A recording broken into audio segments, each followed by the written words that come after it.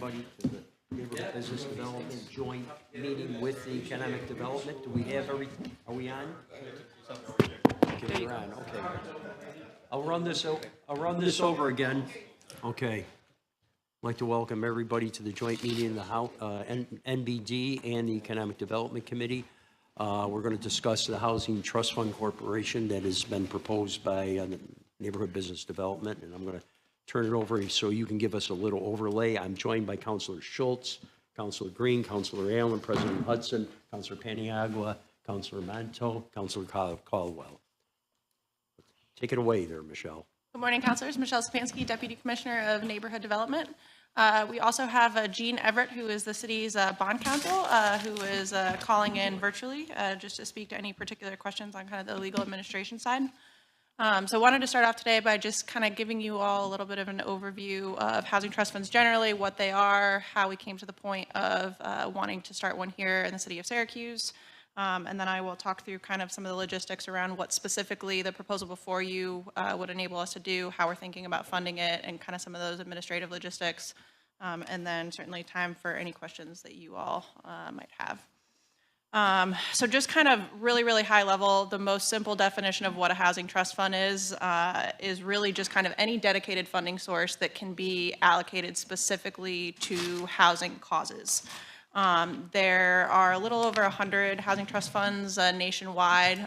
Typically, they're administered in some capacity through a state, county, or local municipality as kind of the primary administrating entity. They are often led kind of in conjunction with some sort of existing public office that is regularly kind of doing those sorts of housing programs anyways, and has kind of experience doing the different types of work with program administration, grant programs, underwriting, any kind of housing, real estate development, things of that nature. And the really excellent thing about them kind of for what we're looking for here is that they're able to be designed in a way that is very kind of specific to a local community's needs. So they're not, because they are not federally chartered, they're not held to the same kind of eligibility standards that we would have for any of our other funding streams that fund housing in any capacity right now here locally. So the administrating entity is able to make those determinations around specifically what it wants to fund in regards to housing, who is eligible to benefit for those programs. All of those are left up to the municipality. As far as kind of what led us to this conversation today locally, obviously this was something that was announced by Mayor Walsh in his State of the City address earlier this year, that we would be looking to establish a housing trust fund.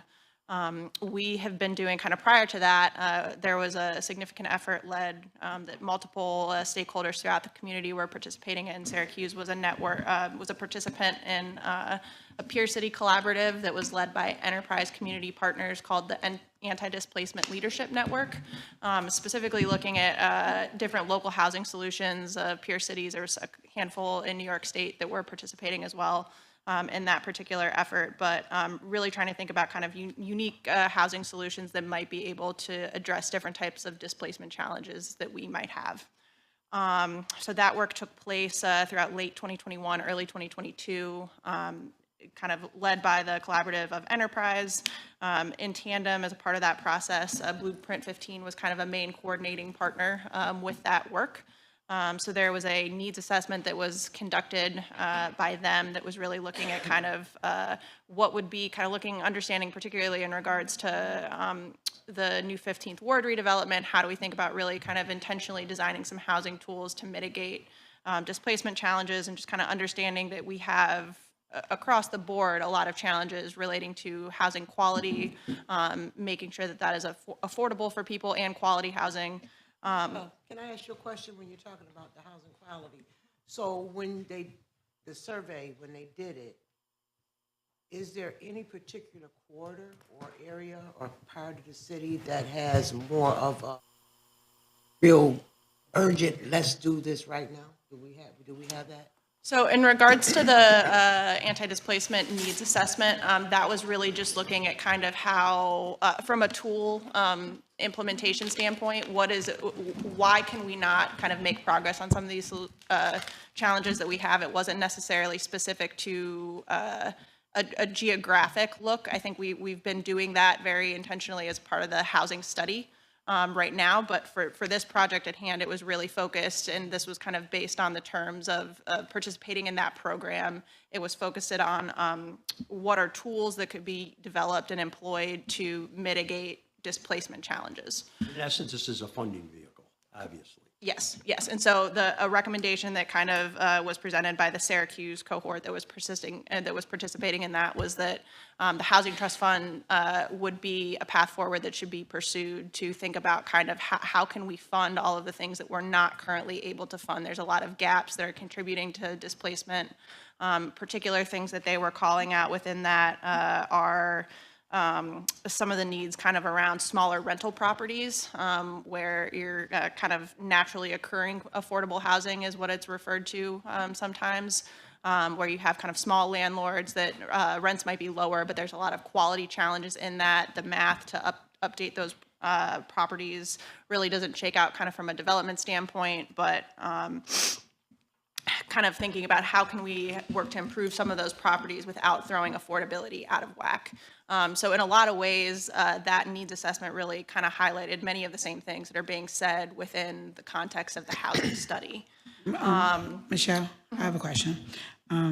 So first of all, thank you for doing this today. But with the new rental registry program we have, that means we have a listserv of all the housing rental properties that we have, right? Registered.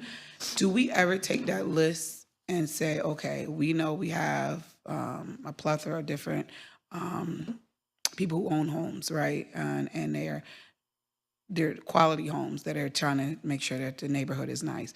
Do we ever say, okay, let's send an email out to all these people who own homes and say, let's get you guys in a room and say, what is it that's missing? What's going on? How can we support it, right? Because we want to make sure that we're getting the message out there, what is available. So the question really is, how do we, since we have the rental registry, right? So we know all the people who own homes, how do we let them know what's available?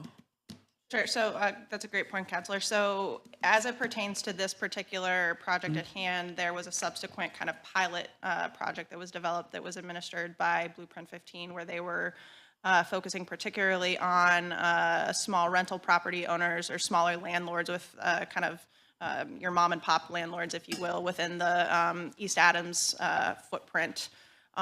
Where those folks were particularly prioritized for outreach for rehabilitation programs that they ran a pilot for.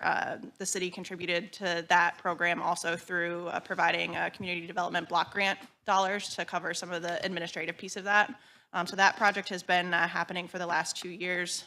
We are also looking at kind of in tandem with that, both just the kind of lessons learned from that particular pilot project, but also thinking about what we might be able to do kind of more holistically citywide. It's something that we've heard pretty extensively from rental property owners is that we really don't have any good programs that are serving them right now to meet a lot of those needs.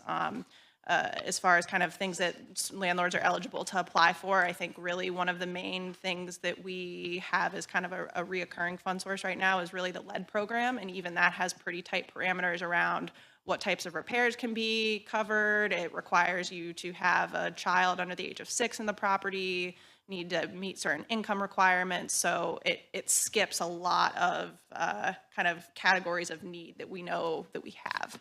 But with that, just so I can make sure, so with that program that was implemented by Blueprint 15, that was a match program, right?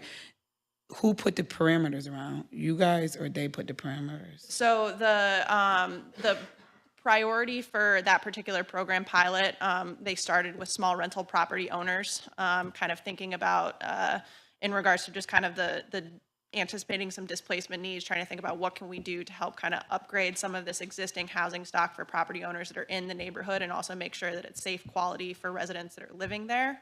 The parameters around exactly how the funds could be used, the enterprise was very specific that they wanted those dollars to be programmed in some way that could contribute to a anti-displacement strategy. Okay. So the commitment that we were kind of, or the connection we were making here specifically is that investing in properties this way is the anti-displacement strategy, or a component of it. But this would be like, you're talking about a lot of different needs that this would address, this Housing Trust Fund Corporation. Yeah, so, Obviously, you're right. talking about gap financing. Correct. You're talking about things that like the old Syracuse Neighborhood Initiative that Councilor Caldwell basically mentioned. Yep, You know, everything that I was just speaking about is just one example of something that might be able to be covered through a housing trust fund. This was just, I'm just trying to kind of give some context of how we got to where we're at today. Yeah, well, because obviously many of us are aware how difficult it is for anybody to borrow money now with the interest rate so high. And the only funding we have available basically for a lot of housing is LIHTC. Right, exactly. Low-income tax credit. So Precisely. why don't you go on with your Yeah, presentation? yeah, so great segue. So obviously, kind of as that pilot work happened, that was really what led us to kind of commit to the fact that as a city, we do need to look at establishing kind of a more permanent vehicle that can fund some of these different types of needs, fund solutions for them that we just don't have right now in existence. So shortly after kind of just a few progress things that have occurred since the initial State of the City announcement in January of this year, we hired Hannah Gardy over here to my left as our housing initiatives project coordinator. She's been doing a lot of work on researching different housing trust fund structures, all of the, I think she's probably had calls with at least half of the different housing trust funds in the country. Just kind of getting a sense of how they're structuring, what lessons we might be able to learn from that here locally. Obviously, as you're all aware, we've been continuing the work with the Syracuse Housing Study. So trying to make sure that those identified needs, that all kind of thinking about how we might be able to best align what this housing trust fund might be able to do and making sure that programmatically that it's meeting our needs. I think, as I mentioned before, the Syracuse Housing Study findings very much echo the same kinds of sentiments that were in the initial needs assessment that led to kind of the conceptualization of the Housing Trust Fund. And I think the one really important thing that it has really additionally called into focus is the needs on the market gap side of things. So does not in any way refute the affordability needs that we have, but have also just said very clearly, and we have a market gap problem that we can't forget about. Where we ultimately landed kind of with the proposal that is before you today, as we were working on doing that research and thinking about kind of what the optimal kind of configuration might look like. Jean was ultimately the person that suggested that we consider using the local development corporation model. So municipalities under the terms of not-for-profit corporation law are able to establish local development corporations that effectively become kind of a sub-agency of the local municipality. They are treated kind of for federal income tax purposes as a component of the city, exempt from any kind of federal taxation. And they're able to kind of operate similarly to nonprofits without having to go through kind of the formal process to incorporate as solely a 501c3 nonprofit. So it's just a better tool suited for us as a municipality in that way. There's some particular rules in New York State around how LDCs must operate. So because they're considered local authorities, they're subject to open public meetings law, FOIL, seeker, any of that prevailing kind of legislation.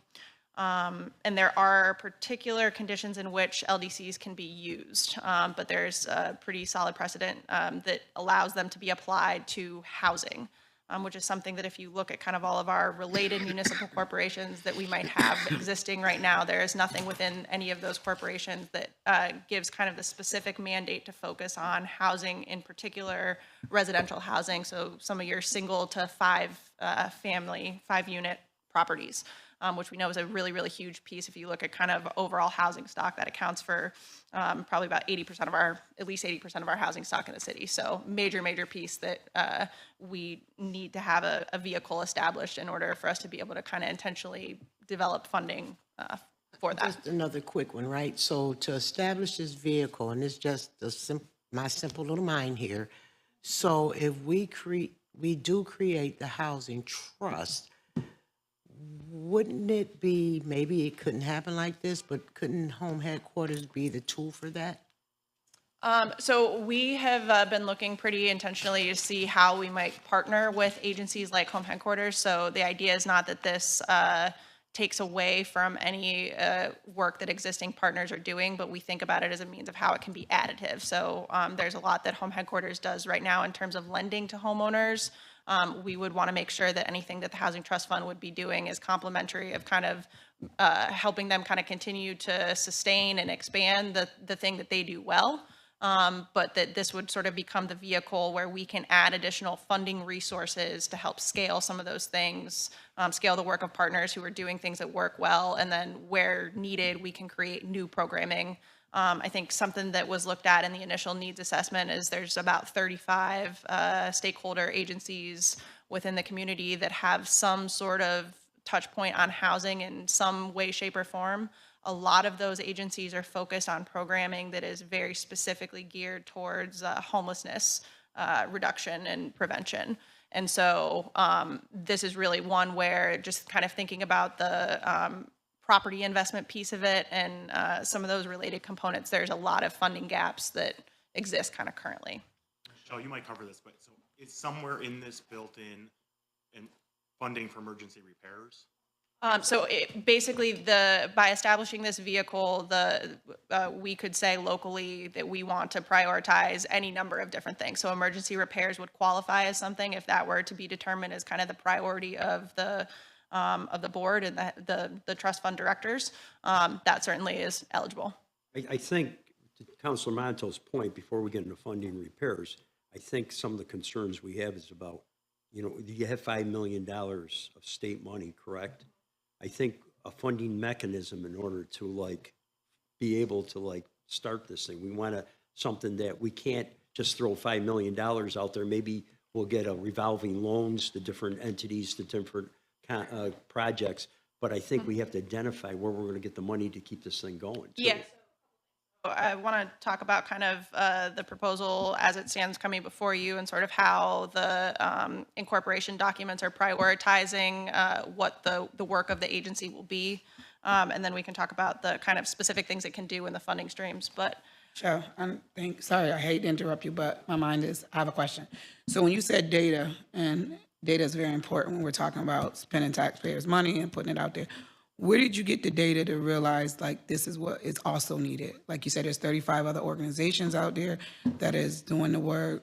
We have a lead program, Home Headquarters, who is already doing some of this work. Where did you get the data to figure out what is needed in housing? yeah, sure. So at this point, I think kind of for this particular, for the Housing Trust Fund proposal, it was really the anti-displacement needs assessment, which was a stakeholder group of about 35 different representatives, inclusive of residents, housing service providers. We've done the Housing Trust Fund study, which was a 9-month process that was looking again at all of the kind of quantitative data around the state of the housing market, and then also had a qualitative stakeholder engagement process. So at this point, we feel like we have a very good basis that underscores kind of what we are missing with all of our different challenges that we have is a tool that can help us fund programming outside of kind of the federal funding sources that we currently have. We talked to landlords. Is landlords a part of that 35 people? Yes. And landlords, I think, will need to be, landlords will need to be kind of a key kind of component, I think, of this work moving forward with the Housing Trust Fund. We've heard that very loud and clear from folks. So we're talking about landlords programs. Are private owners also going to be impacted by this? So if anybody would. Yes, I think the way that we're framing what the overall priority is that the work of the Housing Trust Fund will be to deploy programming that is able to address the market and affordability needs outlined in the housing study. So to that end, private property owners are definitely a piece of that. They won't be limited to, some of our lending is limited to 80% AMI. So in this case, Right. we will be able to go above 80%, right? Yes. Okay. Yes, we would be able to set those parameters ourselves of kind of under what conditions do we want to deploy different programmings, who is eligible to receive those programs or apply. Just to interrupt for a quick second, Michael Collins, Commissioner, Neighborhood and Business Development. So to Michelle's point, everything that we've talked, all the points that you guys are bringing up, these are the excellent points that we've come up through the housing study, through the previous work that we've talked about. The important thing to be thinking about right now is we know on the landscape that we've got this opportunity in front of us with Micron for growth. And as you have all heard from Michelle and also from our consultant CZB, there is no current funding mechanism at the state or federal level to be able to address the needs that we see if we're going to take advantage of the growth that's available from Micron.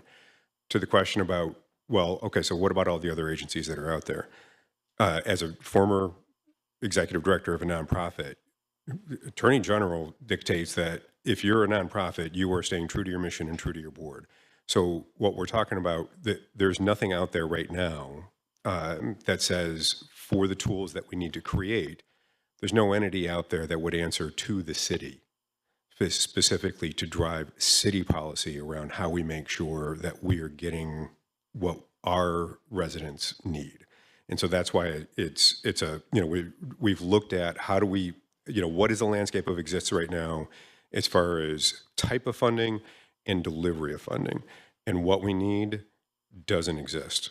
So that's why we're coming forward with this. Michael, I'm glad you brought up policy, because it seems like policy is sometimes predicated on what comes down the pipe as far as housing goes, especially in where the needs are, like Councilor Caldwell brought up. I mean, the only property we have available a lot of times is in the most challenged areas because of the land bank, because we've taken houses, or if houses have fallen apart or all that. So, I mean, that's going to be a real interesting point. Do we want a city that has market rate apartments, affordable apartments, and affordable and low income apartments? I think we're going to have a balance there, because obviously, we have to pay taxes. We have to have tax revenue, and then we'll have to talk about exemptions. Now, this board's going to decide on the exemptions for certain.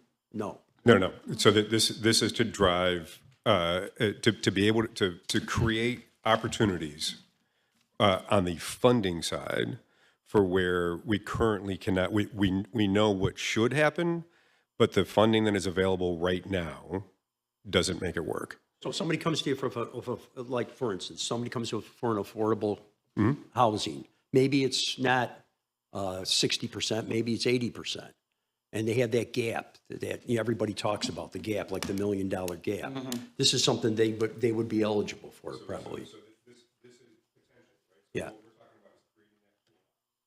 So that we can make sure that on the money that it takes to create the project in the way that we know it should exist, as far as where it is and how it's structured, that's the mechanism for it. As far as say, if there is a tax break involved with that, that's still going to be either shelter rent agreement through assessment or through SIDA, right?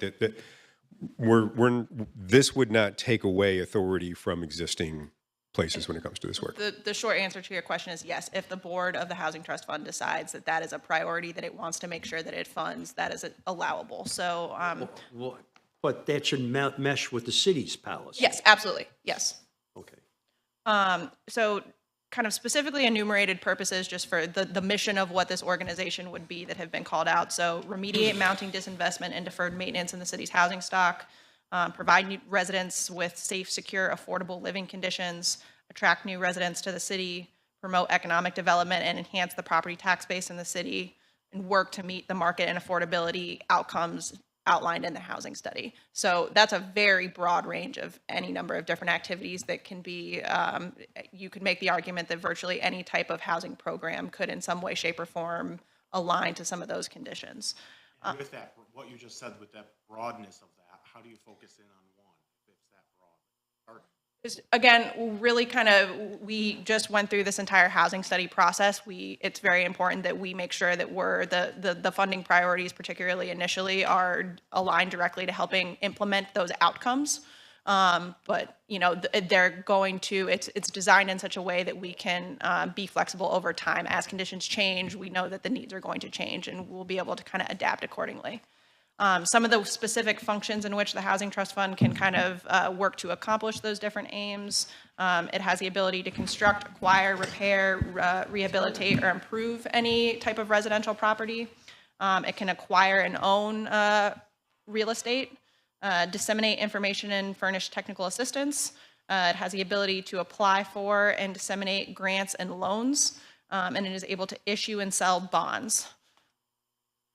The spending thing. Now, I don't see the budget director here. How do you envision this? Because I'm not, I know the bonding, what's our bonding limit? I mean, we're gonna have to be cognizant of that all the time. So I think, And how does that work? Maybe Dean can answer. How's that work? If we have, I mean, you're talking about, we'd have to approve the bonding, right? The city would. so the Housing Trust Fund Board would approve that piece So of it. okay, I'm familiar with authorities, state authorities having bonding authority. We're talking about a city authority having bonding authority aligned with, I mean, how's that gonna work? Yeah, Jean, do you want to speak to that?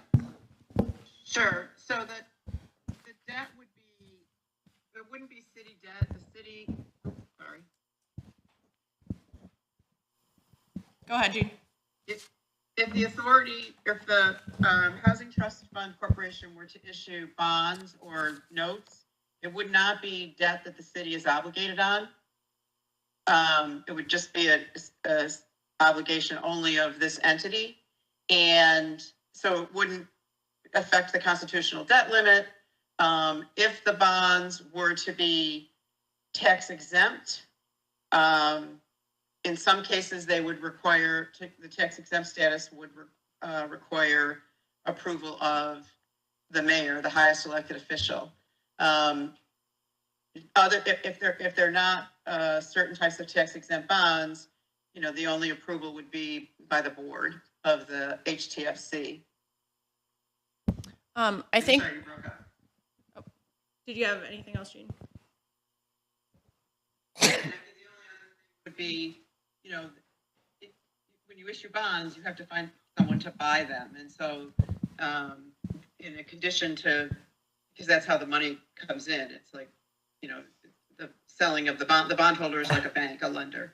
And so, Jean, the criteria will be, what's the source for repayment? More likely than not, because the HTFC is probably not going to be highly capitalized, they'll be project revenue bonds. So it would be payable only from the revenues generated by whatever project is being financed. Okay, so it's, so I can't remember, Jean, you were, I can't remember the last time CITA issued bonds. Have they issued bonds? Can you remember? Because the IDAs have sort of got out of it, right? Municipal construction board bonds, I think, was Okay. 21. That's right, Joe. You should have brought that up to us. I'm only kidding you. I didn't give it a chance. I think, I guess, what my goal there was to really just kind of call out what the technical functions are that the Housing Trust Fund might be able to pursue. That does not in any way, shape, or form mean that bonding is going to be the first thing that is going to happen. I think the way that we're thinking about kind of the strategy is that we prioritize building an initial seed funding pool from a number of different sources. So some of those that we're looking at in particular right now, obviously we have the $5 million from the governor as a first kind of contribution. Can I jump in real quick? So clarify for me, because I know I read in the paper it was 3 million, and we keep hearing 5 million. So is it 3, is it 5, what is it? $5 million. Okay, and that's from the state. Yes. ESD? Other kind of particular number of different streams that we would be looking at, obviously kind of building a reliable revenue stream and kind of having a multi-pronged strategy of how revenue is or how the fund is, different sources are kind of coming in is a really important component of this. So there's a couple different ways, looking at a combination of public revenue sources, private kind of traditional lending, and then private philanthropy that we would likely look to pursue in some combination, depending on kind of the organizational life cycle. So on the public revenue side, you could look at any number of things. The city could opt to make an annual contribution to the organization, similar to how it does currently with the land bank for operations. You could look to direct any kinds of different types of operational revenue that the city might incur. So if you think about fees that are related to the inclusionary zoning components of the rezone ordinance, thinking about things like. Well, let's go back. So you're talking about amending rezone to have certain license fees, or what are you talking about as far as revenue goes? So there's existing provisions in there where there could be some fee kind of components where those dollars are, yeah. approve those yet. So, councilors, as you'll recall, within rezone, if there's a new development that has over 20 units, 10% of those units are set aside for affordable housing. So they can buy their way out of it. Well, they can, no, they can't buy their way out of it. You're on the right track. They can't buy their way out of it, but they can, if they can demonstrate that the project is not supportable in that way, they can reduce that by 25%. With a buy down, and the way it's that could be structured is that the price for that the cost for that buy down would be directed into the housing trust fund. So you can't get out of it. You can reduce it by 25%. So projects that have over 20 units, 10% have an affordable requirement. If they are over 75 units, then it's a 12%. Affordable, and it's the same. You can only minimize by 25% for either one of them. I think other types of funding sources, you could think about things like ticket penalty fees that are collected through BAA tickets that are issued for housing. That is a source of revenue that is related to housing in some way, shape, or form. You could consider that as being a portion of that could be directed towards the fund. One Where does that time, money go now? Does it go to the general the fund? general fund. So we'd be losing funds to the general fund, reallocating to this. One-time infusions, so thinking about kind of dispositions of city-owned real estate. One in particular that, again, kind of closely tied to housing that might be considered is the sale of Syracuse Developmental Center. A portion of that could help contribute to the fund. Looking at kind of some of the traditional financing and lending, because the Housing Trust Fund could have the ability to apply for a loan from a traditional lender. We could look to go to local banks to get any sort of kind of line of credit or operational loans.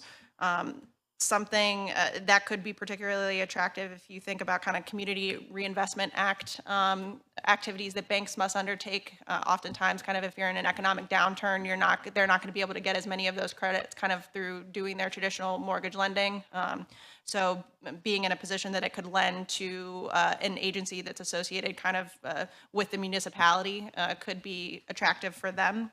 And it also enables us kind of as a city to help be more of an aggressive partner kind of in addressing some of the appraisal gap issues that people experience. So kind of the city can take on some of that risk that private lenders really aren't able to do. What are the parameters around the $5 million from ESD? What do we have to do with that $5 million? So at the moment, what we have to do is create a housing trust fund to receive it.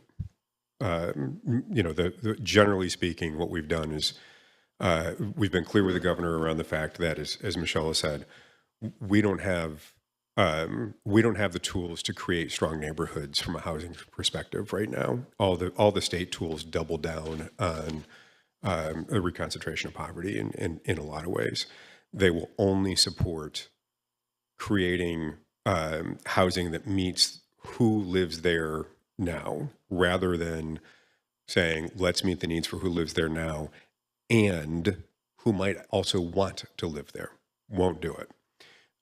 So governor was willing to listen to us, say, yeah, you guys want to create something new, take a shot. We knew that you're going to take some time, especially with the Syracuse housing study, to really understand the situation and then make the rules. And so we're going to negotiate that with ESD as we go. I think we didn't mention the real estate transfer tax, but that we Yep. have to go to the county with that. Yeah, so I correct? think there's a couple other just kind of miscellaneous funding sources that we could look. So mortgage recording tax is one that could certainly be looked at. Again, it requires legislation to be passed at the county level, to Councilor Hogan's point. But those sorts of kind of new fund sources are certainly something that we would also want to look to consider. So going back to Councilor Monto's questions, so $5 million will just go really quickly. So what's the plan? I mean, because the return of investment is not going to happen right away. Right. So at the moment, you guys are getting a snapshot into a certain point in the timeline of an iterative process. So you've all been aware of the housing study, all the stuff that, everything Michelle's brought up, everything you all have brought up, that's what we've been working on for years, right? So, we're at the point right now where the next step is to create the tool. And while we're doing that, we've got all of these potential sources that we've identified that Michelle's listed out for you. Nailing down what is the right combination of ones, that's what comes next.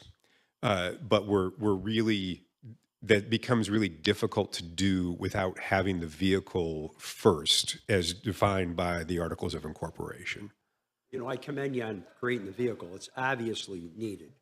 I think the big questions is always going to be how we sustain it as far as revenue. Oh, absolutely. But I And mean, so it's absolutely needed. I mean, we just don't have enough tools to address the housing crisis we're going to be facing, so. you know, with the way we're all nodding yes, right? I mean, we're all on the same page with this. What this does is the next time that we go to the governor and we say, hey, 5 million, that's great. Now we want 500 million. At least we got a vehicle, right?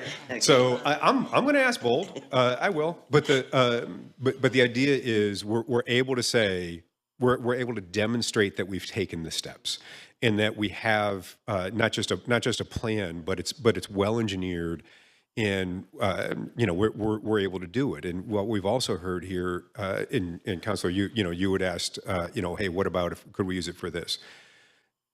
This is the way the Articles of Incorporation have been set up, and Jean's been wonderful to really work with us on this. We do have the flexibility to be able to say, okay, 5 years from now or 10 years from now, those of us that are sitting around the table, or the future us that are sitting around here, we're able to say, okay, Syracuse looks a lot different. And so how might we adjust some of these tools within this toolbox of the Housing Trust Fund to be able to make sure that we're continuing to meet what our residents want in a city? As far as staffing goes, it'll be your staff, Hannah, you'll be the one staff person of this, or what? How's that going to work?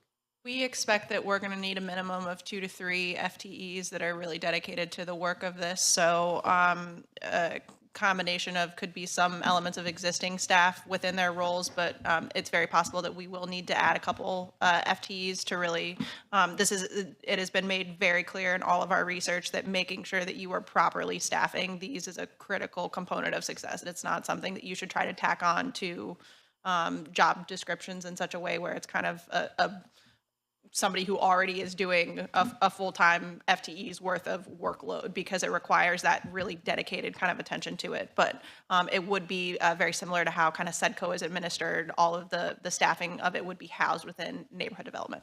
Their salaries will come out of that 5 million. It wouldn't come off of something that the city is already paying out salaries from. It could from any number of sources, but yeah, we would look to make sure that it was kind of aligned in that way.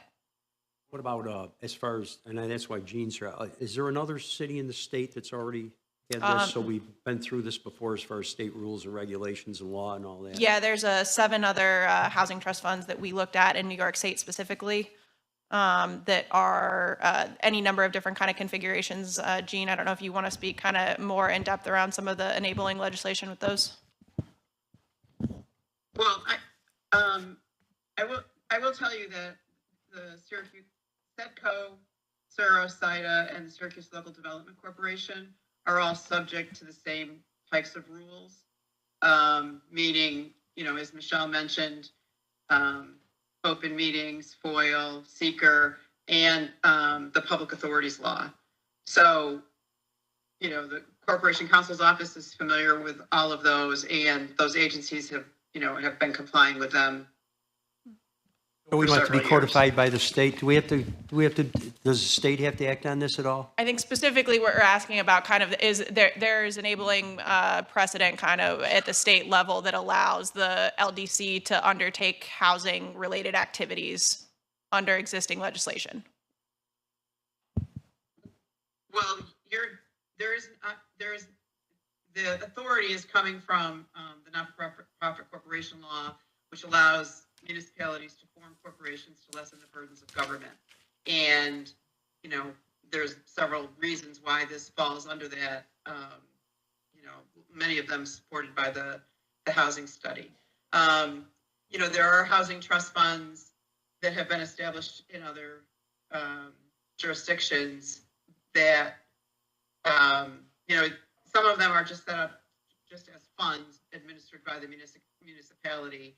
But, you know, the broad authority under the not-for-profit corporation law for local development corporations, you know, is the basis for the authority that this corporation will have. We don't have And there specific, is no state approval other than oh, good, okay. the thing, you know, whenever you form a corporation, you have to file with the Secretary of State, which is just a ministerial act. I think the last thing I wanted to just mention is that in terms of kind of identifying specific programmatic priorities, exactly like what some of that might look like, the idea is that none of those conversations would be happening at the board level prior to the delivery of the housing strategy in April of 2024. We would really, the reason that we're coming to you right now at this time, in addition to making sure that we're able to accept the $5 million that's been committed by the governor in a timely manner, we'd be using the time between now and April to kind of work through some other startup logistics and then kind of continue to build that strategy for securing additional seed funding. But there wouldn't be any kind of getting into like the specifics of exactly what we are going to do yet. We would make sure that that's kind of in concert with the housing strategy. Do you have a priority on equal distribution? Like, how do you foresee the 1/3 of our distressed houses being addressed? Are you gonna like go to all 5 districts and say percentage in each, or are you? I think recommendations for that, again, like I said, the work of the housing strategy steering committee, they're kind of going through an exercise right now as a part of kind of the stakeholder groups of which Council President Hudson and Councilor Hogan have been participating in those. We're also doing several layers of regular kind of public engagement, public meeting, open houses, and surveys of residents kind of at large. To weigh in on some of those programmatic priorities and how we might think about those different types of investments. But again, kind of it's all going to go back to what those recommendations are within the housing strategy that we will be bringing to the council to kind of formally adopt in the spring. So.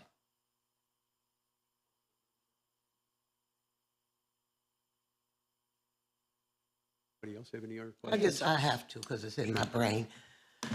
I heard what you said about land bank, and you said that we may have to go to the same direction with this as we do with the land bank.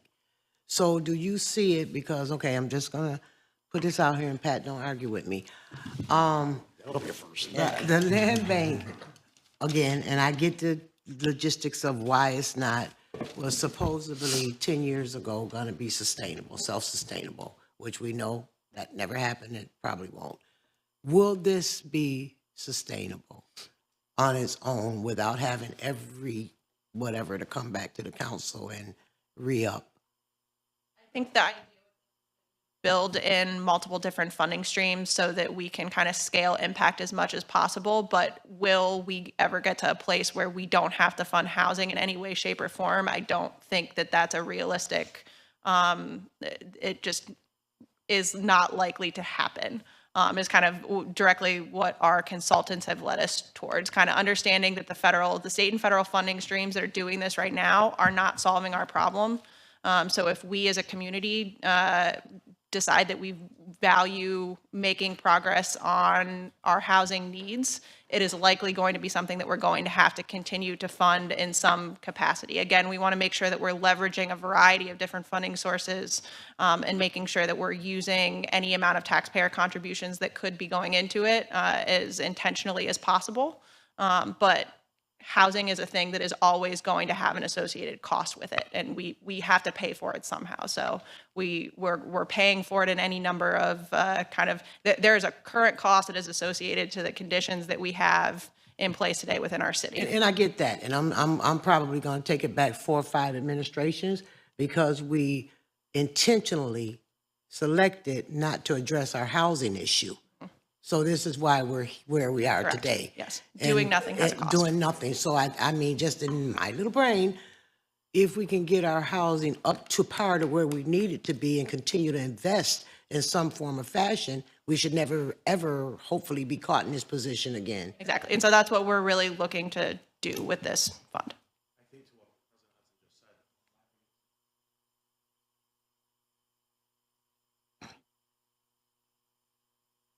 Cursory glance of these neighborhoods, look at the roof lines, you know you know what happens when a roof goes, right? A year later, the house is, that's my biggest concern. We have to address those emergency repairs. People can't afford a $15,000 roof. Councilor Manto and President Hudson, I agree. I mean, I think I don't think we're under any illusion that we're going to have to end up funding this to any extent, but we need this vehicle. I mean, the things that we hear in the neighborhoods, there's two big questions, public safety and housing. And, the city neglected housing for a long time. You folks, this administration's addressing it. And, I think, and you can see what's happened when home headquarters, like on Ontario Street, and you see how that changes the paradigm in certain neighborhoods when you have new housing, when you have kids coming out of new housing, I mean, so I agree. I think we have to be we know that this is going to need money from the city budget. But we'll still going to look for other revenue sources. So I learned a long time ago, I'm sure you all have heard it, our budget is our value statement. If it's not in our budget, we don't value it. And this is one of those things where, unfortunately, we've had such a suppressed housing value that you all heard our consultant say, on average, we need to put about $84,000 in per property. Yet the properties are not worth $84,000. So in other words, for every dollar you put in, you're not necessarily raising it by a dollar. Plus, it takes money to administer simply moving those dollars and making sure we're doing that in a way in which collectively we all believe is driving Syracuse towards the goals that we have. So, Council President, to your point, I believe we're always, in our foreseeable future, going to be looking for every way that we can to be able to put money into it, because we're not going to have upfront the money to fix the problem, but we will have the ability, with some flexibility, the different types of funding, to make great impact if we fund it right from the start. If I can just add, Deputy Mayor Sharon Owens, the other component about this is that traditionally, as Council President has stated, the tail has wagged the dog when it came to housing development in the city. So wherever the funding came from, that's what we developed. And this really gives us an opportunity to balance that scale a little bit so that we can drive some of the narrative so we're not so dependent. We still will be dependent upon housing opportunities that are, all that's in our coffer right now is the lowest of low income. And we still need that. But this really gives us that flexibility to have some stake in the game about what's developed and where it's developed. And it's not just driven by the sources that are coming to us. And just for my recollection, right, I want us to also be mindful and intentional that we have things that come in and out of our city, okay? And a lot of the things that we see happening, and I'm just going to go back to all of the factories that were here. When they went away, the city of Syracuse allowed people to just abandon these houses and walk away. So we have a whole bunch of structures that the people owned at New Process or General Motors or wherever, and they just walked away from them. So we can't let people just walk away from their responsibility either, that we have to later pick up, so. And Michelle has talked about this during the housing study strategy sessions around really taking another look and different looks about what acquisition looks like in this city. The land bank is a huge partner for us, but we have to look at what other components can acquisition look like. Particularly when you think about some of those special, or kind of from a geographic perspective, we talk a lot about what are we doing in the north side, what are we doing on the east side. We haven't been able to work there. But you got me on the east side, right? though. You got me on the east no, side. I'm right there with you. We haven't been able to work there in the way that we would like to, because it goes back to kind of we're overly reliant on the land bank as the main tool of how we are acquiring property right now. The land bank can only acquire property that is tax exempt, or that is going through the tax foreclosure process, excuse me. So in order for us to really kind of be intentional about some of those development aims and some of those other neighborhoods, acquisition is absolutely a critical piece, I think. So I know we're going through the land bank, but I do know that when you talk about the east side, I'm just going to talk about the east side, there are some properties up there. We can't take those by eminent domain? I mean, do we have to rely on the land bank? Can we do eminent domain? So that is a tool that's available to us. It costs money. So eminent domain. So you need to pay for the appraisal of the property. You need to pay for fair value for the property. And if the person you're taking it from disagrees with you, you got to pay for the lawyers through the entire civil court And I process. ain't laughing because the value is like zero, but okay, I get it. Yeah, but it's that cost to get to determining that and then fighting for that.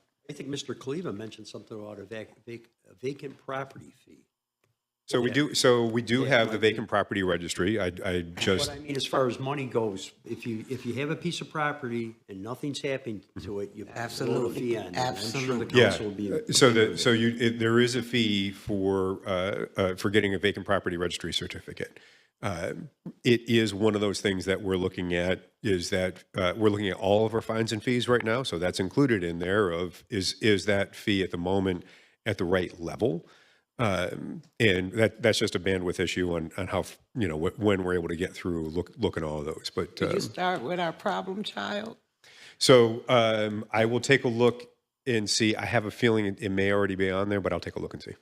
But beyond that fee, and to President Hudson's point, is there a way to assess the vacant properties to make sure that the level that they're dilapidating, that's being assessed? Because you can pay the fee and your house will continue to sink into the ground by doing no renovations to it other than keeping up with codes from the exterior. Yeah, so we've done a few things towards that. A lot of the work that if you recall, you authorized the emergency repair program, right? So yep. So that was modeled off of the program that we have in place for zombie properties, were it's somebody's walked away from it, but there's still a lien on it, and nobody's taking care of it. Where we did that, we got money through enterprise. We went forward and we said, okay, hey bank, we're going to fix this property and then add it to your tax. We're going to bill you, and if you don't pay it, we're going to add it to your taxes. So we've already got stuff like that happening right now. We do have more room for growth with that. That is it, and that may end up being one of those things where, hey, perhaps that could be a funding stream for the housing trust fund. We're looking at all of that. I would love to be able to hire 10 more staff so we can do all of these ideas at once. But it's one of those like 5 or 6 things at a time, and we'll keep rolling. And I'm glad you brought the ERP up because I was going to ask you if you thought about putting that into this housing trust entity to manage, because that clearly is a revenue generator that should be sustaining and going beyond. So it is right now. All those fines and fees go to the general fund. We've got a shortage in the general fund, so we're not necessarily looking to take away and create a bigger deficit there. We're looking for add-ons on where can we, where can we create more revenue in a way that is appropriate and fair, and be able to add into this. I think too, with that particular program, we're pretty intentionally targeting that towards property owners that have demonstrated that they have no interest in doing the correct thing and maintaining their properties. I think that what we would be looking to do in this particular context is sort of how do we use that same kind of model of fronting cost to repair things, but also making sure, I think for the housing trust funds piece of it, that shouldn't be a punitive thing, right? We know that there's a lot of people that just can't afford to make the repairs. So what can we do to establish programming where we can do kind of very low interest loans of like, we'll do the repair and then kind of payment plan type situation so that we can still get to the same end game of improving overall housing stock. And that would apply to everyone, landlords, owner, and private owners, everyone. Yep. So the rental registry also, and we discussed this a little bit the other day, the rental registry can definitely give us information about which landlords are not in compliance, or owe fees, or all kinds of things that would not make them eligible, or would it matter? So it's just one more of those tools to where we always are moving towards compliance. And so the strongest example of that is when you all approved the $1 million for emergency rental assistance early in the pandemic. And we were able to work closely with with Onondaga County DSS. Landlords had to be on the rental registry to be able to access the money, and they Same cou- here, and- right? yeah, and they couldn't if they were if they had open code violations. We can do the same type of thing right here. We're looking for I think we every should. tool we can to move towards compliance with every property. Should be part of the legislation, probably. Just the only other thing on the individual person owner side of things is I'm working with the unified court system to really help individuals understand about the asset they own with their house. And so many people have no living wills, they have no trust established. So I'm working with them now to do a session in January, December, and another one, I think February or something, so that people understand how simple it is to secure their generational asset. Because as Latoya knows, they can't even get a home improvement loan to fix that roof because they're not in the chain of title. And it's a simple fix to that solution, to that problem. So while you both are standing there, let me ask something that's not on this subject, right? And maybe, we can, where are we, one, with the old Skyline and with Hilltop? Sure. Yeah. So I still call it Hilltop too. yeah. Yeah. Hilltop is, and now I got that in my head. No. That's what I grew up with. So, Parkside Commons. Thank you. Parkside Commons is currently for sale. And we know that there were prospective buyers that were walked through 2 weeks ago, and that they had to have their final offer in, I believe, a week ago. We've not had an update. We've been fortunate in the fact that the current owner has kept us abreast of the fact that they've got it on the market. The current funding restrictions mean that there's another. I think it's sometime in 2026, probably late 2026, is the next time that property would be up for new money from New York State to be able to redo. This is the type of vehicle where if there's enough funding in there, we're able to turn around and say, you're not going to redo it the way that it currently is. You can't go in and refresh for whoever the new owner is the way that you want it to do. You want to do it with what the current funding that's available is. We know that we've had multiple owners over decades try to get that place right, and no one's been able to do it. Well, they're using the current tools that are available for funding through New York State. So I think it's a perfect example of if we get this started and we get enough money in there, 2 years from now, we're in a position to say, hey, you want some support from the city on how you're going to redo that project, then you're going to do it in a way that meets the needs of the people that live there. How many units are in there? I don't know off the top of my head. It's Yeah, I'll get that to you. quite a few units in there. Yes. Yep. So it's got to be in that. Now, I mean, when we're talking about a housing shortage, that's a nice size We've been property. rightfully so focused on the green properties, but when we talk about the size and the level of occupancy, that's it. That's the biggest one.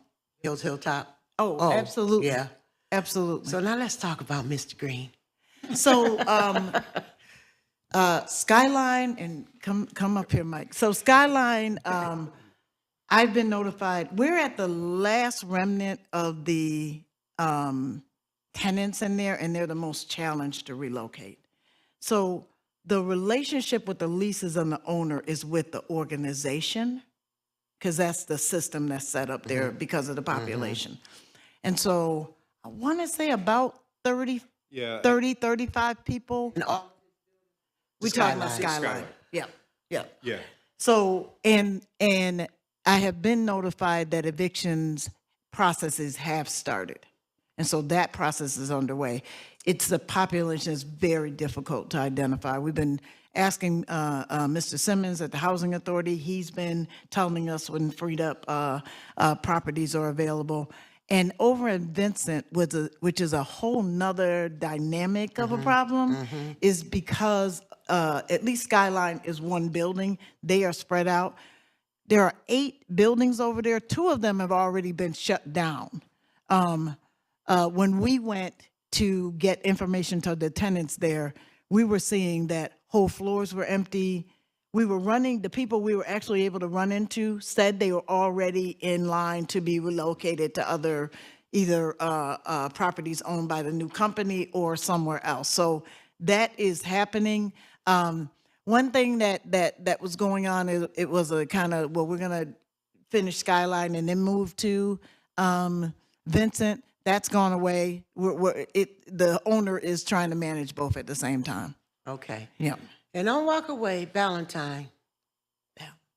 Oh, yeah. So, still in receivership. I just gotta get you while I got Yeah, you. no, that's fine. So we were prepared to go to court and ask that the property be put into receivership. We were concerned about the fact that there was so little revenue coming in that we wouldn't find a receiver to take it. The bank beat us to it.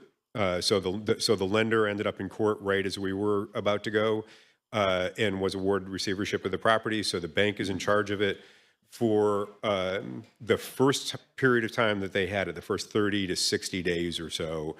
The money was not flowing to the receiver from the bank to be able to make the repairs. We were, through code enforcement, able to apply enough pressure that changed, and the receiver has told us that is happening now. So they did a major overhaul on the sewer system because they had backups in a few of the buildings, and they've been making other repairs as well. Okay, and I appreciate that because I know that, as I just talked, these are big properties. And these were properties that at one point, it was like, oh, if you can move in this, you're living in luxury, right? And now they're just totally squalor. And I mean, to bring them back would be phenomenal. It's one right across the street. Who owns that? Across the street from Ballantyne? It's a cluster of apartments. Yeah, there is, and that one does not pop up on our radar from a code enforcement standpoint. They do from So- an eye standpoint. From an eye standpoint, but we don't get a lot of complaints from those that live there, so it's not, the ownership's not sticking in my head. I'll take a We can look. do some exterior site. Yeah, because when you go by, it's not that Yeah. great. And, okay, then I'm gonna shut up, because it's past meeting. Brighton now, Brighton Ave, that whole little project-type area on Brighton, by the creek, Construction up by the creek, right, across the street from the yeah. school. right on. I'm just gonna bring them all up. Oh, yeah, right. Yeah. So the one that's, as we get right to the creek, the shingled one right there, I'm gonna have to, I don't know off the top of my head. Eyeball. Oh, yeah, no, it looks not good. I'm fairly certain we've got it cited. It's one of those properties that I just don't think Because I we can think, move as you in. know, we sit here and talk about all these big properties, Yeah. and we don't have places to put people, because we need to shake them out. Centennial Gardens, what they doing? Centennial, I've had, yeah, there is new ownership. The previous owners were looking to sell for a long time. The new owners, we haven't had anything from them yet. Because they're turning into a project too. Well, Centennial and the one off Valley Drive is turning into a project too. Yeah, so Centennial, our inspectors are over there pretty regularly in Centennial. Not Riverdale, but it's another one. What's the one right Valley on View? Valley Drive? Valley View? Valley View. They're all starting to turn. Yeah, I'll get updates from our code inspectors on what we're doing over there. Oh, we just got all my questions answered. Thank you. Our challenge counselor, and I've said this, any state official that I've been meeting with, we need supportive housing. We have people who are struggling, and we need We do. supportive housing. But we need is a greater collaborative conversation with the funders for the agencies that receive supportive housing. The housing part, they're able to identify. The supportive part is lacking.